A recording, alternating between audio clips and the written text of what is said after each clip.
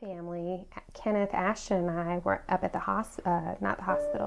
the high school when they were bringing in people from search and rescue, because immediately we knew, like, this is serious. We need to be there. We need to be there for our community. We need to see what's going on. Some of our church folks were up there. The mayor was up there. Search and rescue were coming and going with people, and we knew at that point this was going to take a long time.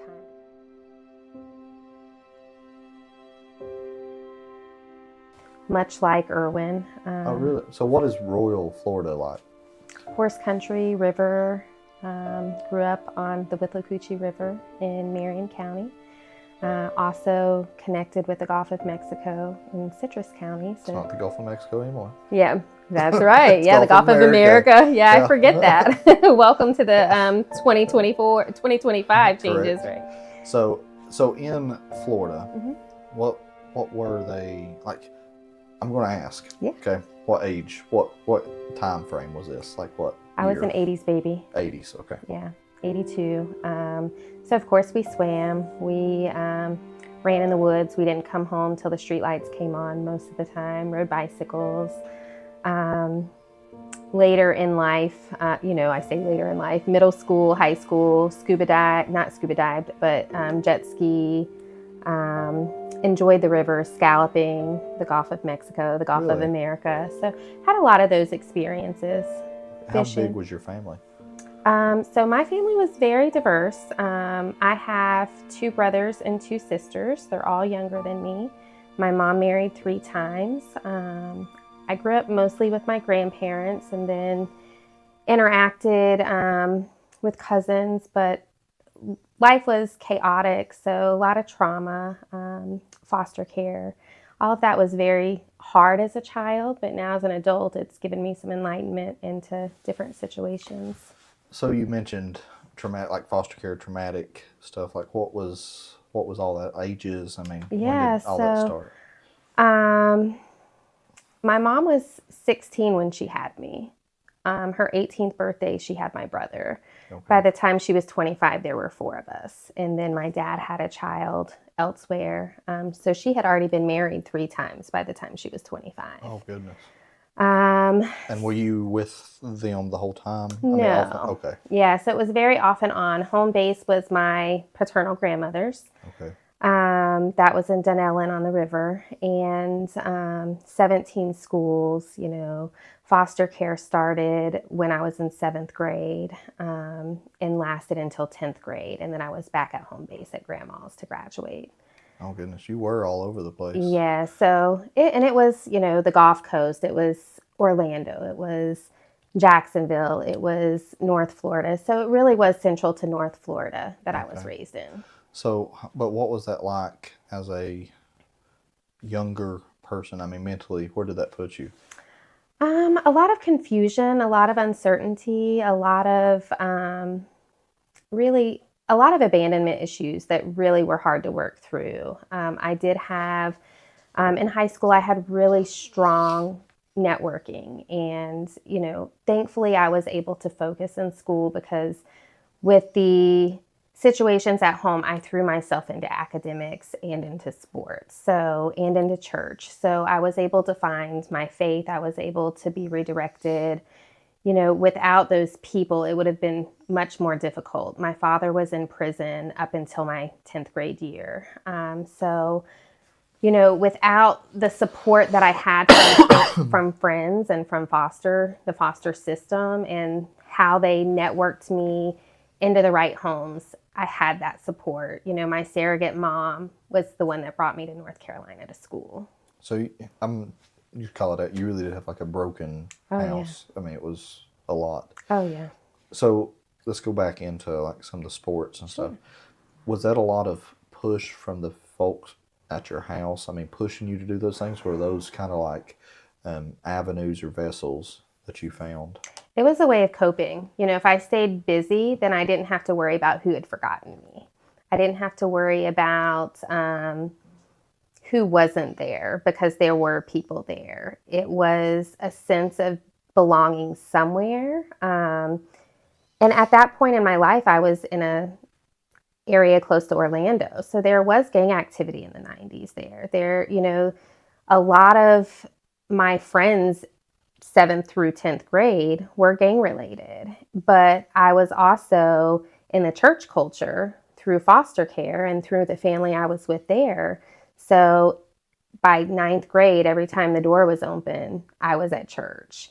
They allowed me to grow, and they supported me with the activities that I was in. So the foster care system. So my kids were both adopted out of the foster care system.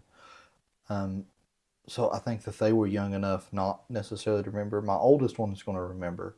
Sure. And we've not had any issues come from it yet. Like, I mean, with his emotions. But what was that? I mean, just that aspect. What was that actually like? I mean, if you can put yourself there. I was in 3 different homes, and it was difficult meshing with families. It was difficult because they had their family, so I was an outsider. But I was also accepted, and 2 of them had children my age. One of them did not have children, but one of them, their daughter, did dance and cheer with me. So that made it really easy. Okay. She also did softball, so we were in the same grade. And that really worked well. The last one, their son was 2 years older than me. So I was able to, you know, he was the cool person with the car. I had never had those things, but it was also very difficult for me in 9th and 10th grade because I had never shopped at the mall. I had never, and accepting that gift, I remember going to J.C. Penney's and Sears and being like, I can't buy this. This is a $30 pair of jeans. That was normal for them. Goodwill was normal for me. And nothing's wrong with that. Sure. But as a child, accepting that and thinking you're worthy enough was difficult. So it did affect, that's where I was going to go. It did affect your self-worth. Absolutely. So it's kind of funny, right? Like, how did that affect you moving into your high school? Like that part, because I assume you probably like put yourself against other girls or other cheer girls or dance. Sure. And kind of compared yourself. Sure. That's an interesting question because I've never really thought about it as an adult because I was always gregarious and outgoing, but I definitely did not feel, I never allowed myself to feel less than publicly. It was one of those things to where this is where I am, this is who I am. And I remember one of my best friends in high school telling me, you talk to everybody, one day you're going to get yourself killed. And I was like, how, and she didn't really know that much about me because people didn't come to my house. Or if people came to my house, it was after the fact and they didn't know the situation. So, but definitely trying to fit in, I just didn't share. I wasn't open about so compartmentalizing certain Absolutely. parts of your life. Do you feel like that's hurt you or helped you as you got older? Now I don't compartmentalize as much. I'm pretty open about where I came from because it's allowed several strengths. It's allowed me to recognize God put me in certain situations to help others. And I haven't necessarily had to do that as an adult. So it's a power of your testimony stuff now. Absolutely.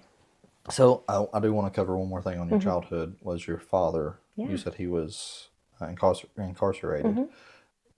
How did that, do you feel like that maybe was something that affected you more? So I do compartmentalize that part of my life now, which is not necessarily I compartmentalize it, but I've learned that I have to have healthy boundaries. Sure.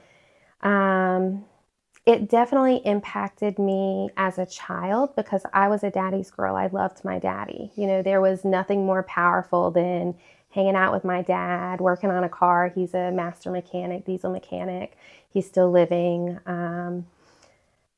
But the in and out was very destructive. And that, I don't even know the right words for it. Is it more destructive to you or maybe like the relationship or? It was destructive in knowing how to have a healthy relationship with a man, Okay. long term, and appreciating that there are good men in this world, and what that looks like for my children and what that relationship with a father looks like. And even though we had that very broken relationship, I moved to North Carolina to come to college because my dad was here. And then he left. So it was very, learning how to cope and deal with those hard things early on. And I still struggle every day. I saw my dad for the first time this past year in almost 10 years. Wow. So learning how to navigate that, because he can do anything. Yeah. I mean, he's so capable, but addiction and mental illness really limit that.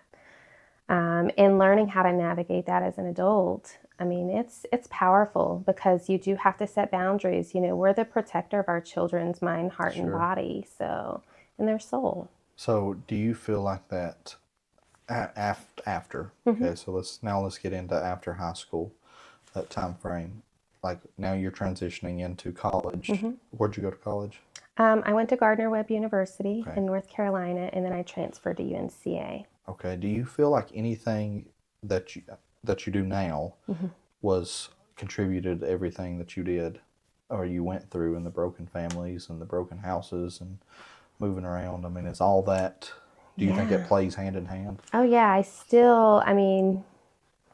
One of the things that through high school, through college, I really desired that relationship with my father. And then the second year of college, he moved back to Florida and was reincarcerated. And I had to learn at that point, like, I'm my own person. I can't, even though I have this deep desire to have that relationship, it's probably not going to happen. And I got married my second year of college to my first Okay. husband. And by 22, we had a child and a house and everything in in Asheville. And I still looked for that acceptance in a man, even though it Okay. wasn't my father. So you do. I mean, it did play. Absolutely. I mean, I'm gonna say plagued you. Oh, It yeah. did. I mean, it kind of stuck with you. Oh, yeah. Did you know it at the time when you were going through these struggles that it was a byproduct, or is it just No, something? not necessarily. It was one of those things through my divorce. I realized that it was a really difficult thing to manage. Like, you want that security, whether it's financial or physical, even if you look for it in a man. My dad didn't provide that, so I thought my husband could. Okay. So you just filled that gap. Absolutely. So college. Mm-hmm. What is college like? So that would be what put you in the 2000 to 2004. early 2000s. Mm-hmm. Okay. What was that like? Oh, I mean, it was fun. But given my raising, I was very independent and I worked full time, went to school full Oh, time. really? So I was burning the candle at both ends. I was exhausted. What was your job? So I worked in property management, and Okay. then my degree from UNCA was in psychology. Okay. And then I transferred into mental health at the end of, I actually took a while to finish school. I didn't graduate till 2008 because Okay. I had my son in 2005 and started going part-time. So I transferred into community mental health counseling and worked with people in the community until 2010. And I had started my master's program at that point and mediation and conflict resolution. Okay. And I started working at the women's prison as a case management. Oh, wow. Yeah. So I'm just gonna say full Yeah. circle almost, Yeah. right? Like when you were picking out your degrees, was it something that you knew Oh, what absolutely. you were doing?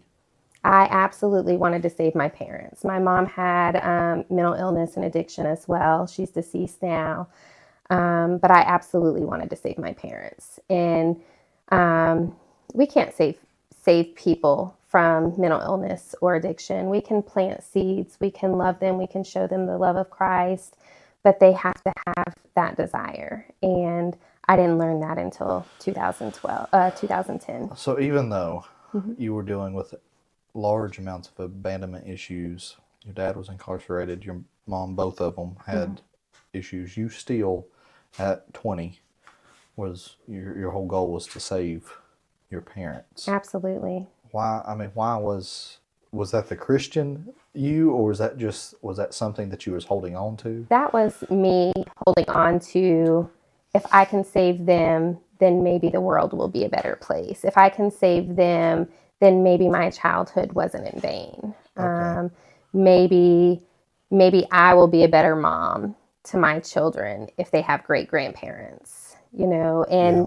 which is not realistic. I mean, like I said, we can't save people. My mom overdosed in 2007, and my sister and I were young. I mean, I was trying to think how I was 25, so my sister was like 20 at that time, and we ended up having to go to Texas because my mom overdosed. And my aunts, they said, "Don't go. There's no reason. Like, you're 25. This has been your whole life. Can't you let this go?" And I said, "No. Like, this is my degree. Of course, my son's never met his grandma. Like, what if this is the chance?" Yeah. Um, and she was on life support. We were there for almost 2 weeks, and she was able to come off of life support. And she said, "I want to come to North Carolina." I said, "Mom, I can't bring you home. I have a 2-year-old. That's not an option." And she said, "What if I'm clean? I've already gone through it for 2 weeks. Like, all of the withdrawals are out of my system." I said, "I can't trust that." And that was one of the hardest things I've ever had to do, is because, of course, I wanted her in my life. And she said, "What if I go to rehab?" I said, "Okay, if we can figure out you going to rehab, then maybe we can talk about it in 2 weeks." She went to a 30-day rehab, and she moved in with my sister and I 6 weeks after her overdose. Wow. Because at that point was when I was going through my divorce. So at that point, I was a single mom, going to school, working full time. My sister lived with me. My sister moved in with us when she was 16. So between 16 and 18, I had custody of my sister, and I was only 5 years older than her. Now, correct me if I'm wrong. Yeah. It does seem like you basically fought for this moment the entire time. Right. So it feels like all these things were basically playing up: your degree, your dad, I mean, the coming and the going, for everybody to tell you not to go. I think most people would have said, "Okay, yeah, it's fine that you don't go." But for you, you didn't have a choice. Yeah, no, for me it was, there's no way I'm not going. It was a matter of, one, I was working at the women's prison at this time. How do you not go? I mean, I'm working with these women that feel abandoned every day. I've already felt abandoned. I also wanted my child to have that because I never had my mom. So if he could have her, that was monumental. And whether it was financial or spiritual or physical, I felt like that was a way of encompassing it all for my entire family, not just for me, but I have a younger sister that had not seen my mom since she was 2, and she was 17 at that point. So 15 years of not having a mom, and she was able to see her at that point. So it was a little bit of closure too. Absolutely. For your sister. How do you? So I've never dealt with this. So how do you deal with the fact that you're living, that you're kind of always looking over your shoulder? I mean, it seems like you might have always been kind of waiting for the next bad thing. Now, how do you live with that? It's every day, and my son and I were talking about this on the way over. Our 11-year-old, the gifts that God gives us, whether it's service or faith or hospitality or the gift of tongues, whatever it is, his dad has that gift of faith. I don't have that. I always struggle. I have the gift of hope is what I have. Okay. And my middle name is Hope. And I've always said it's a double-edged sword. I always hope for the best. And I always hope for resolve and the ability to just have that connectedness. And that's really what has sustained me, because it is difficult not to think the next bad thing's about to happen. But it's taken a lot of training to rethink, redirect your thoughts. And the right people have been placed in my life, because I can always wake up and say, oh gosh, this is what we're looking at today. And I catch myself, and Deidre Heflin is really good. She's like, you're the master boundary setter. But I also catch myself boundary setting to an extreme. Okay. To try to, it's So that it's a little protection. bit of protection. So you do put up a wall. Absolutely. Do you find that you do that you kind of do that without even noticing? Sometimes self-preservation, absolutely. But people call me out on it, which is helpful. Yeah. Some days. Yeah. I'm yeah. sure. And then other days it's like, nope, this wall is here for a reason. Yeah. Do you feel that as an adult that sometimes maybe, because we've talked about compartmentalizing, do you feel like maybe you compartmentalize it to the point where you don't really, like, it doesn't affect, so good feelings and bad feelings are both feelings. Right. So I have a really hard time with feelings in general. So I just I don't feel nothing. Sure. Yeah, my wife tells me all the time that I have zero compassion, zero. I'm like, I just don't, it puts me in a bad spot. So I like try to logically think things through. Yeah. So that's dangerous also. Do you find yourself doing that? Or do you pretty much? I think I run on passion. Okay. So I have a really hard time.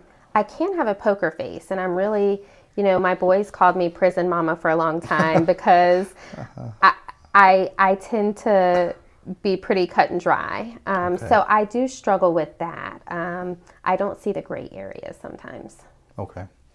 So you're binary, ones and twos. Yeah. So now your mom has passed away. Your dad is out of the picture. He's back in Florida. Yeah. Okay. So my uncle passed away this past year. Our 11-year-old was able to meet him and remember that. There's still some addiction issues, and unfortunately, we just have to have those boundaries. Sure. Okay. So now let's talk about family. Your family. You have mentioned that you've got an 11-year-old, and how many others? Yeah, so there's 2 others. So Kenneth and I have been married since 2012, so almost 13 years. We have a 23-year-old, a 20-year-old, and an 11-year-old. We're beautifully blended. A lot of chaos that goes into that blended family. We had a foster child, and then we had guardianship of another child. At one point, we've done the whole thing. We also had exchange students, which was really fun. Okay, so foster care, you done it.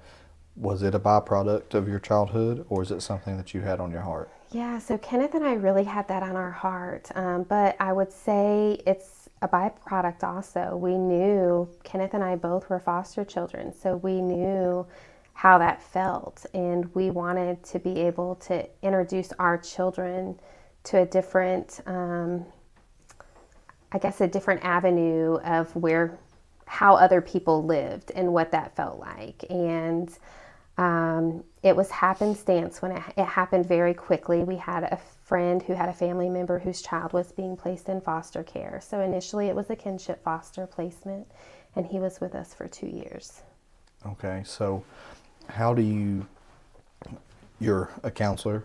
You've been through foster care. You've been through a very blended family, broken households, moved all over the place. Do you feel like so I think the fear with a lot of people is like foster care, right? Like with our kids. Our kids they were foster kids, but we went through the foster classes. May, we got the placement. September, they were our kids. It's not the normal case. Right. There was horror stories. I mean, there was people that would never do it again because of how bad it is. Do you feel like that is still the right thing for people to do? I mean, like, you've been through it and you've done it. Sure. So, like, does it make an impact? Absolutely. For me, I was very driven, but I don't know if those people hadn't been placed in my life where I would have been. I don't know. My grandparents were supportive of me going to college. They did make a trip with me to North Carolina for school, but I saw the goodness and wholeness in some of those families. Okay. So it allowed me to have a different perspective of stability.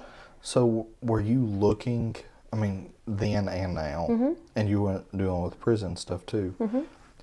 I think a very common denominator in all these interviews that I'm doing, everybody struggled with something. Absolutely. It was one single person or a set of people that had support for them. Some of them, it didn't go the route they wanted to with that support, but they now, in their older years, they remember that support. How important at a young age do you feel that support system is for children? Oh, pivotal. I mean, without that support system, like I said, I don't know where I would have been. And my support system thankfully came ninth grade school counselors, 10th grade, the families that were placed in my lap. And then when I transitioned back with my grandparents, it was my youth group. Okay. So now, I feel like maybe what you're trying to provide is a support system for some of these kids or that you've had and dealt with, even the exchange students. Sure. Did you notice a lot of that in the prison system? That was the lack of a support system? For the inmates, absolutely. They were also just like me. They were in disheveled homes. They had a lot of trauma, a lot of addiction, a lot of mental illness that was around them. And it's very possible that they just did not have that one person or that group of people to surround them and love them and show them the goodness in the world. Do you really feel like one, I mean, you mentioned it. Do you really feel like one person could truly make that big of a difference? Oh, absolutely. Absolutely. I remember sitting in this, I was out of the foster care system, but I was still with not a family member in my 10th grade year. And my dad was sitting in prison, did not know where my mom was. And my guidance counselor said, well, what do we do? And I said, I guess you call the prison. Like, what do you do? I'm 15. I don't know what you do. And she called, and my dad signed over guardianship to the last family that I was with. And had that counselor not sat down with me, I don't know what would have happened. I mean, I would have been right back in the foster care system. And that family that I was with saw me through that process, and I was able to transition back to my grandparents. Wow. And they were 2 hours away. So it wasn't, it was an everyday person that saw me every day. She knew what I was going through to a certain extent, and she knew that my natural supports were failing. See, that's pretty impressive. And see, this is something else. So I really like humanities. So like talking to people it's a pleasure, really, but it's something you're learning about something. So what I've seen is a lot of the change happened freshman year. Sure. I mean, a lot of the support system that people continue to come back to was freshman year of high school. This person said this counselor said this. It's very similar to your situation. I mean, you remember that one it's vivid, right? So how do you feel that our system, so you being in a counselor, I would give you as much credibility to answer this as anybody. Do you feel that our system is set up to provide support to younger kids and younger, I mean, I'm talking the social system, like foster care, state level to local level to the county. I mean, are we providing the support? It's really difficult for me to comment on that because I think it's different in every area. I also think the needs are different in every area. I mean, we're blessed in our area to have the Isaiah 117 house. Sure, We have a lot of great resources in our area. That's not always true depending on where you are and depending on the dynamics and the demographics and the culture. I mean, I was thwarted from a very rural community to the Orlando community in middle school. Night and day. Yeah. So, I mean, that was culture shock for me, and it's just difficult, and it really depends on the family dynamics. I do feel like we have good support systems, but lack of communication can cause a lot of difficulty for families, whether they're foster care or even in the school system, like just making sure that the communication is strong. So it's funny that you brought up Isaiah 117 House. It's an incredible organization.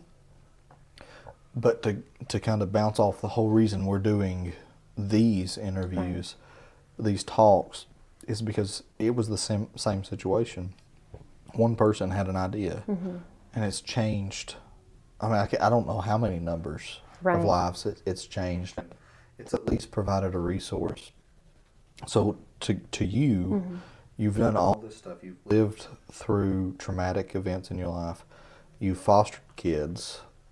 You've raised kids on your own. You've been divorced, remarried, moved. I mean, I don't know how many times now. 20. Yeah, is probably at least. about where you're at. Now the disaster, right? So you're a counselor, right? Full time. It's your job. No, so I quit in mental health in 2019. Okay. Now I work for a bank, completely different. Yeah, that's kind of completely wasn't different. expecting that. Yeah. So I guess you're still a counselor, on the financial side. But with that, we're going to transition into the hurricane that hit East Tennessee, Asheville. So that's home Absolutely. to you, is the Asheville area. How did that affect you and your kids and your?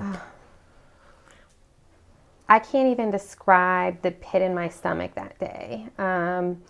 We live on Carolina in Irwin, Carolina Avenue. So we're about 1.5 miles from NFS and the hospital and all of that area. And Kenneth left for work that day, and then I got a text message that our road was being closed. And I work from home. Ashton was home. And I texted my boss because I didn't want to scare Ashton. And I said, our road is being closed. I don't know what's happening, but I'm just giving you a heads up. And she says, okay, just stay in communication with me. And shortly after that, the power went out. Kenneth and I had a conversation about, he had just gone over the bridge to get on 26 at NFS. Okay. And I called him and I said, I think you need to come back home. And he says, well, I need to go and close down our sites. I said, no, I think you need to come back home. And then he said, all of the emergency vehicles are flying by. I don't know what's happening. And that's when they were evacuating the hospital.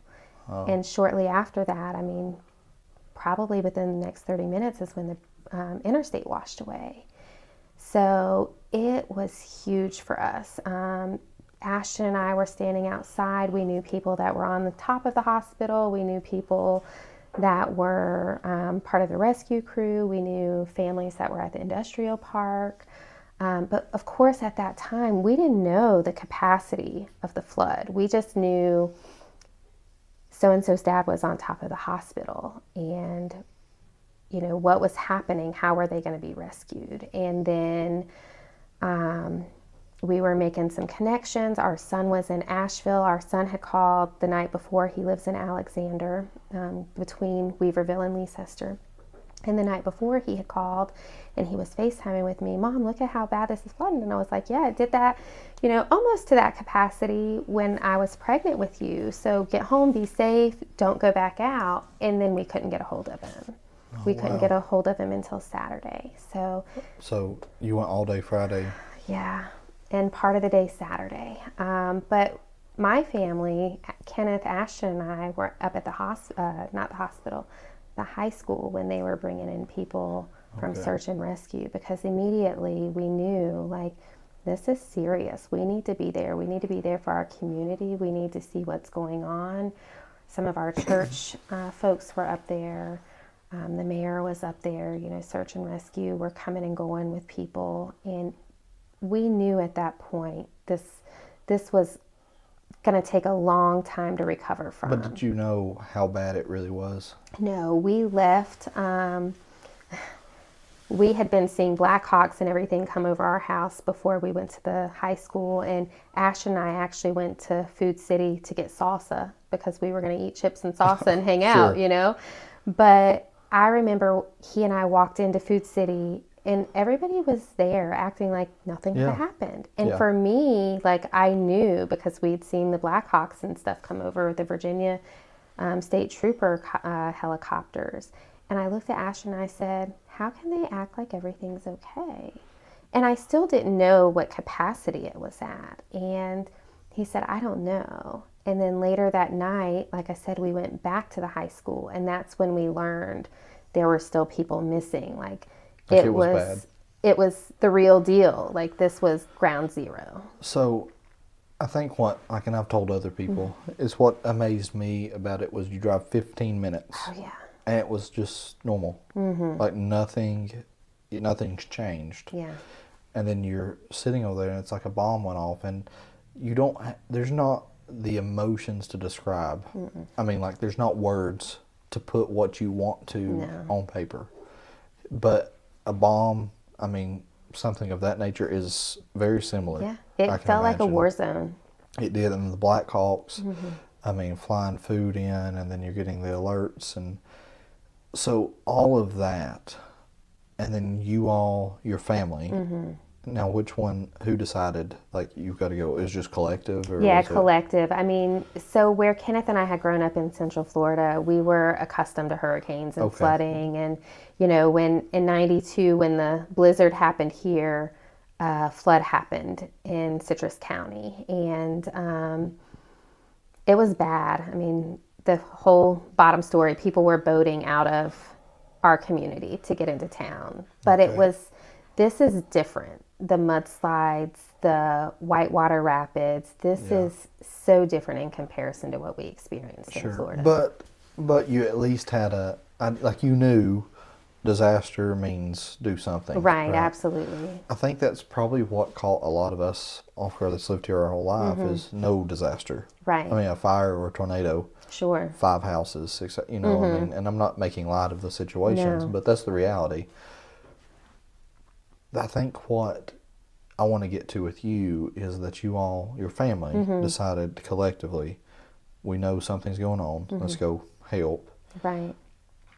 At that point, what was the environment? Solemn,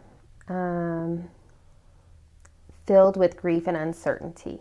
I mean, people had witnessed their family members wash away, and the devastation and there were small kids there because they were meeting their aunts and their grandparents up there that had been at the industrial park. And we took games because, I have 3 boys. You know that these kids need entertainment, and you're trying to alleviate the stress for the parents and the extended family. But prayer, I mean, we prayed with families that were there. It was horrendous. There's no, I mean, right now, like, I'm getting goosebumps thinking about it, because one of the sweet families that, her son is one of our son's age. He worked with us at our ice cream shop when we owned an ice cream shop, and, she was recovered. She wasn't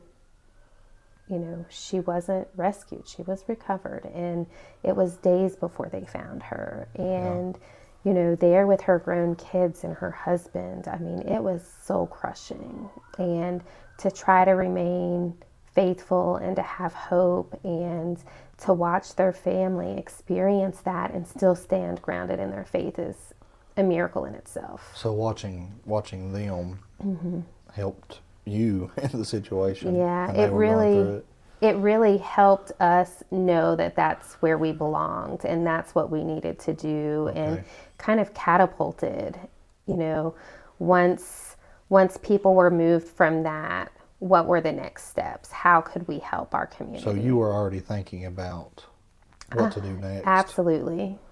Now, was that because of your past, or is that just Kenneth, naturally? My husband. Okay. Yeah, my husband. He lost he's the his one job. That got you into all this. Yeah, he it's all his fault. It's all his fault. He woke up in the middle of the night one night and said, I just had this dream. I know this is God's put this on my heart, and nobody's stopping him. Yeah. Like this. And when he told me the next morning, I was like, are you kidding me?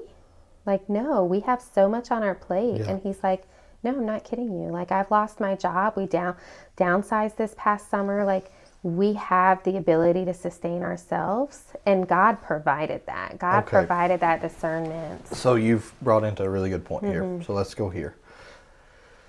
So last week we talked to another girl, totally different, right? Yeah. Like displaced in Kingsport, in a whole area that's not even close to the river, that had nothing really to do. But she was the same way. Like she was like, "Nah, maybe I'm not going to do that." And then all of a sudden it's like, "No, I'm doing it." You know, Yeah. and I kept pushing. Same situations. She said something that was fairly profound. God's good, because she had a lot of miscarriages. God is good even in the taking. Absolutely. So that is something that is extremely hard for us to even death, right? We all deal with death and funerals and burials and stuff like that, and we can all, even a young death, we can even see the good. Right. I mean, salvations or whatever that might be. Even if it's bad, there's something good. Right. This is hard. It's hard to see the good. So a disaster of this magnitude, I mean, I'm talking hundreds of homes, Oh, yeah. businesses, your husband's lost his job. How do you see, and how do you keep people seeing the good? I mean, the suffering is happening. How are you pointing people, and how are you doing it? Yeah. So at first, I had a lot of doubt because I was like, well, you just lost your job. Like, Yeah. how are we going to eat? And then at the end of the day, when we sat down, it was like, okay, we can manage this. And he and Ashton literally every day were going to the armory to help sort, to help distribute, to help do whatever they could to meet needs. And that transitioned. We kept getting phone calls. Actually, I'm going to backtrack to the Okay. October 10th. So, 12 days after the flood? I got a text, and it was from this guy in Kentucky, and his name's Brandon Kyle. And he said, I see you run a Facebook group. I see you're doing Helene stuff. How can I connect with you? And I was like, I don't know. Like, Right. we're just here. And he said, okay, well, there's two families. We're coming down Friday or Saturday. I don't remember. I think it was Saturday. And we're bringing stuff to distribute. We're bringing our chainsaws. And I said, okay, you can camp on our property. We're in the middle of downtown Irwin. We're also the detour route. It's super busy. Helicopters are still coming overhead, but you're welcome. Like, it was so cold that weekend. And they came in, I think they came in Friday night, they came in Saturday midday. And we were sitting at one of our board members' shop, and we were sitting there getting lunch, getting everybody ready to go. We were headed over to Beulah Dean and Spruce Pine to cut trees. And two other guys roll up. He's like, it looks like you guys are going somewhere. And I was like, we're going to Beulah Dean. We're going to cut some trees. And he's like, okay, we're going with you. So that day, we ended up with 4 vehicles headed over to North Carolina to cut trees. I had no idea. Sure. You know, who am I to cut a tree? I'm 4'11", you know? And God just worked it out. Yeah. And they camped literally all weekend on our property. And then the other 2 guys transitioned over to Buncombe County and stayed at one of our best friend's house for a few more days. And that was just how God provided people. Right. And from all over the place. I mean, from Chattanooga area all the way up to Kentucky. And that need was met before we ever knew we had that need. We didn't know we were going to cut trees. Yeah. One of the coolest ones that we've had as far as the needs. It's the same thing. It's like, you know, you're there, you're just trying to do something, and all of a sudden it's kind of like, I don't know how to say this, you become the person. Right. Right? Like you're the one that people are funneling people to, Yes. and like you're kind of that connection, the linchpin. It kind of happens naturally. Like it wasn't something that you really chose. It's just, and so that's kind of the same way we formed. But the furthest one that we've had is Canada. Oh, that's incredible. And they come down and they sent me an email through our website, and they come down and they were vacationing in Sevierville and come down and work for a whole day in the warehouse. That's cool. Just the family. Yeah. And they said they just wanted to share God and That's work. awesome. So it's happened unreal. so many times. And I told Kenneth, I was like, Well, he actually told me one day he was in tears coming back from Spruce Pine, and he says, I'm not worthy of this. Like, I Yeah. don't know why God chose me. And Heather Newhart with Compassion Campers had reached out to me, and she says, we have this camper. Where can it go? And they had already placed like 60 campers. And I was like, oh gosh, Deidre Heflin again Yeah. placed me like, can you manage this camper ministry? And I was like, sure. And then I was like, what in the world did I get myself Right. into? What did you apply for? Yeah. Not even what did I apply for? You elected me for this. And that's been such a cool process. And we never imagined placing people in campers, but people had no home. I Yeah. mean, kids without anything. And that's just unimaginable. I mean, even though I was in dire situations, I had a roof over my head. Yeah. These kids had nothing. And see, on the other side of it too, even now, we're seeing that this gap, to be 100% honest, was already there. Mm-hmm. There was a major gap. Oh, yeah. And so, you know, it goes back to that God's good even in the taking. Mm-hmm. It's like he rose people up to fill those needs of his people. And so, like, these needs were there, nobody was filling them. And so it seems very harsh to say that he created a flood to awaken. Absolutely. But, I mean, if we want to get real about it, it's an awakening. I have a sweet family that I didn't even know who they were when I was working with them out at Camp ACC when I was meeting some needs out there. And she told me, she lived in Little Germany, and she says, I feel bad for saying this, but my camper is so much better than my house ever was. Wow. And the dire situation that they were in, the level of poverty, the generational homes, it is a thing here. Yeah. And why? It doesn't have to be that way. So, you started a ministry. Are you calling it a ministry or nonprofit? I mean, what do we? So we call it Title Hands I and get. Feet Ministries. Okay. Ministry is not part of our title. It's just Hands and Feet. But we definitely are a ministry. Okay. We're here to help people. We're here to bring hope and healing and restoration. So that formed from just the connecting piece, right? Absolutely. The networking. Just the networking. Okay. And so you formed that.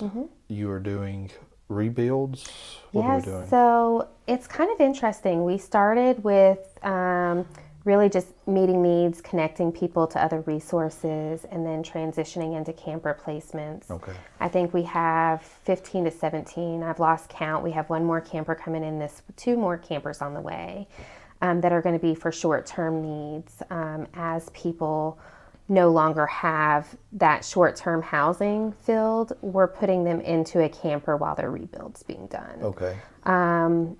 So one's coming this weekend for that need. His house should be finished in the next 4 to 6 weeks, according to Washington County Long Term. Okay. But then Kenneth, one of the rebuilds we're working on right now, it was a camper placement. Okay.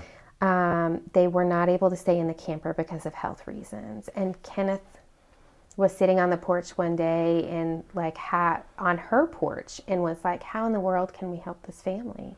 So many people have come and gone and they still have moldy sheetrock. How can we fix this? And he's like, I can swing a hammer. I can do whatever I need to do to fill this need.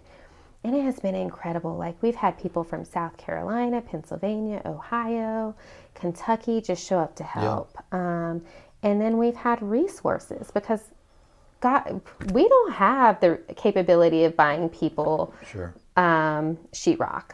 But those resources have become available, and people have, whether it's other organizations, other nonprofits. A gentleman over in Asheville called and say, hey, I have an appliance package, but it needs to be installed this week. So that's... It happens. Yeah, I mean, it's been really unreal. incredible. One of the funniest stories, and I've told this to many people. I don't know if I've told it on here. So there was a little area that I was really concentrating on the first couple of weeks. And it was just a road with certain people, and it was actually some of my family. They lost everything. And so I was just really putting some effort there because I knew them. And so I went up to Emberville Church, And I was up there one night, and a guy called me and said, "Hey, I'm here. I got a semi truck. I need to know where to go." No idea who the guy is. And he calls my cell phone. You know, like, how do you get my number? Right. And he shows up, and he's got a skid loader, Wow. a mini excavator, a shower house, a porta potty, and enough diesel to last a week. And he just wanted to park somewhere and work. And this one guy shows up and just works all week and basically clears this entire property. And I was trying to figure out how we're even going to do it. I mean, there was feet, 4 or 5 feet of sand where the house used to sit. Trees, I mean, cars, no school buses. Right. And he just drug all that out. I mean, basically worked there all week by himself. That's incredible. And Just that one person. And he backed that semi truck on the property and stayed. And so it was things like that. Like, I told Justice, my second in command guy, I told him when all this has happened, I said, I don't know how it's happening, but we know it's God because of how easy it is. Absolutely. Like, it fell. Everything was just falling perfectly where you needed it to. And so I think, like, having people with you, like you, like me, I've said this on here. My wife tells me all the time I was born with a silver spoon. I never really had to live a lot of struggles. Sure. You know, even in adulthood, we were very smart about how we did things financially and stuff, and everything's kind of worked.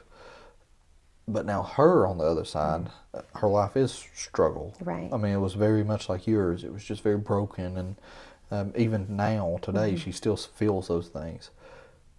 But like me leading an organization, I lead it a different way, and I'm going to reach different people. Sure. Then God rose you up, and you and Kenneth, Kenneth lost his job. So all of a sudden he can connect and have perfect time to spend time every day with these people. Absolutely. That's what's unreal to me, is how, if you really look at it, everything is just, it's fit perfect. Oh yeah, it's been God appointed and ordained, and we've had so many divine appointments, from like the Jeep Club in Kentucky coming down to do a Christmas event. Just, that's not something of the world. That's definitely God appointed. And that's even one of the families we're working with. He's like, it's so easy because God's in it. And I'm like, yeah. And you just lost everything, and you're still telling me it's so easy because God's in it. And they do. There's a lot of them that really truly are in that mindset where, like, they're living in a camper that was donated, and they're still good. Absolutely. So this weekend, you've got a big work day planned, right? And so we're going to be there. But on this work day, like, is this kind of I'm not going to say it's like the climax, but this is kind of where everything's led to. It's like these type of events, right? Yeah. So now our organization, like you said, is focusing on rebuilds. This is the main rebuild we're working on. It's to get an elderly lady and her adult caretaker son in their home again. Their FEMA trailer was placed this week, so they're not back on the property yet, but hopefully they'll be there. It's been incredible because this weekend we have about 15 volunteers coming with all skill sets to help us do flooring, sheetrock, and maybe some plumbing install. Okay. So if people want to plug in, now is the time. We have huge needs, and it's not just the carpentry and the contractor needs, but it's simple things. I mean, bring your wife, let them help clean up, let them carry things, let her swing a hammer, get involved, bring your kids that are older and can understand, because families are still in huge need. Yeah. And I think a lot of it too is the support system. Is that if we don't create a system that gets in behind these people and supports them through the entire process, I feel like we're missing a huge opportunity. And I think that's been one of our biggest fears.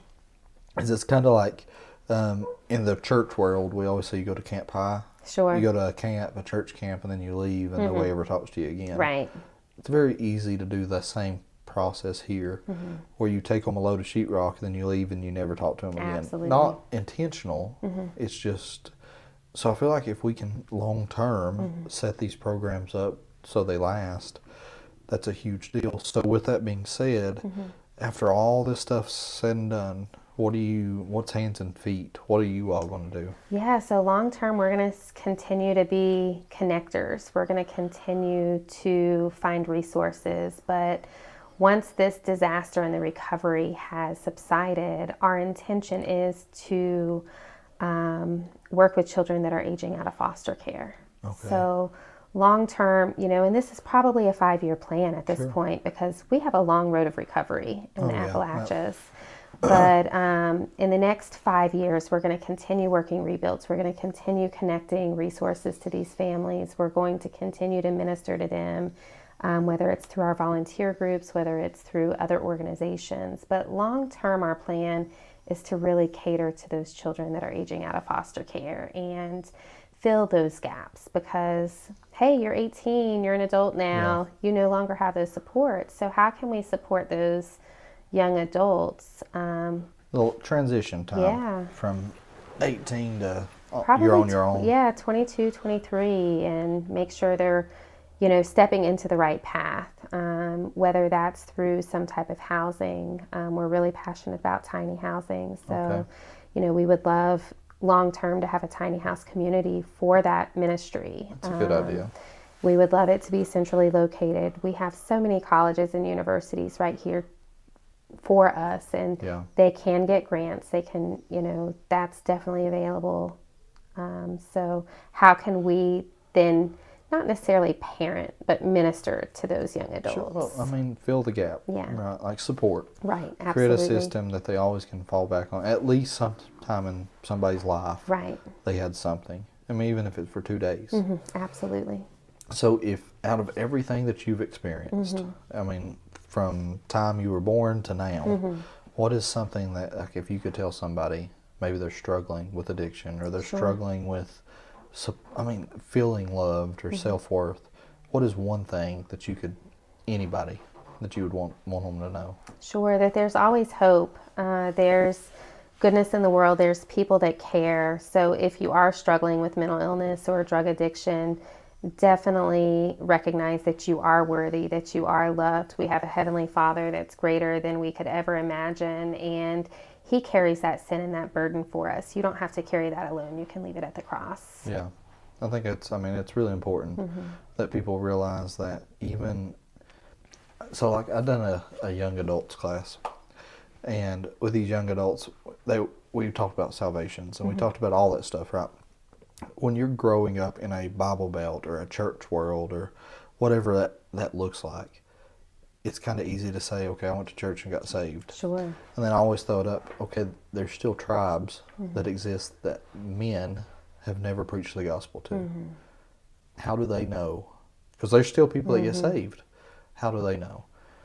And it's whenever you're still and you listen. That's what I always tell them, is that the closest I'm ever to God is when I'm doing nothing. One of Satan's ways to make us busy. So you could say that the flood has made us all incredibly busy. Oh, sure. But at the same time, it's probably the stillest I've ever been. Because this has been the closest I've ever felt to God. And it's kind of an odd feeling. It is. It's because we're serving and we're doing. But I think it's like He's kind of groomed us all for this, and then now all of a sudden we're in action. Sure. And I was telling Justice today, it's like this stuff, right? Like people's gonna be like, oh, why's a nonprofit doing that? Right. I told him, I said, if you read Genesis, God created, right? And so God created everything by speaking it. By us sitting here and creating these testimonies and you being able to tell your testimony, this is a whole avenue that is untapped, because it's somebody somewhere, maybe in Florida, sitting here waiting on a story that's yours. Right. The power that's in our testimony is as powerful as us going and telling or rebuilding a house. Or, because this is the thing that I've noticed, is I can go out and work with somebody and they respect me. Right. But I cannot minister to them until I talk to them. Absolutely. And so I don't want this to be just something where people come in and say, hey, I'm going to cut a tree down. Like, this is an opportunity that you have to change somebody's life forever. And it's incredible that we get to even do this. But it's I do think that hope, having the hope in even in the darkest times, is it's hard. I mean, but it's there. Right. So we just have to be able to listen. So if you don't care, can you pray us out? Sure. Pray for anything. You know how to pray, but Yeah. this is just a moment that's sovereign to you. So whatever's on your heart, okay? Thank you. Okay. Dear Heavenly Father, we come to you tonight and we just praise you for everything that you have blessed us with, whether it's something as simple as being in communion with you or a house. Father, you have restored so much in these days, and you are continuing to restore through so many different avenues. You are allowing people to be the hands and feet of Jesus and provide for so many people through your works. Father, I praise you for the different abilities that come before us. I lift up the needs, huge and small, Father. The family that we learned of today that needs furniture for her children as she's lost everything. The home that has to be demolished because it's no longer stable on the foundation. Father, there are needs for traveling mercies and for grace as we navigate this system that none of us are familiar with, but you've equipped us for. Father, there's been a lot of learning and a lot of navigating, and through those avenues, you have created friendships that are relationships, and those relationships we hope will be long-standing. Father, as we continue to minister to others, I ask that you allow everything that we do to be used for your glory. Father, I pray for the brokenness in the homes. I pray for the poverty that has stricken our area and the drug addiction. And I ask that you pull those people from the pits of hell and the world. And I just ask that you just bring them to you through simple acts, but bring full recovery and full redemption in your name. I ask that you continue to provide power and a hedge of protection around each and every one of us. Father, even in the darkness, there's light and there's hope. And I ask that you allow that to be felt in the darkest of days. I ask that you comfort the lost soul. I ask that you comfort the individual that is feeling lonely and hard-trodden. I ask that you continue to restore our energy and allow us to continue to work in miraculous ways and continue to be connectors for the people. In Jesus' name I pray. Amen. Amen. Thank you so much. Yeah, I appreciate Thank you. you.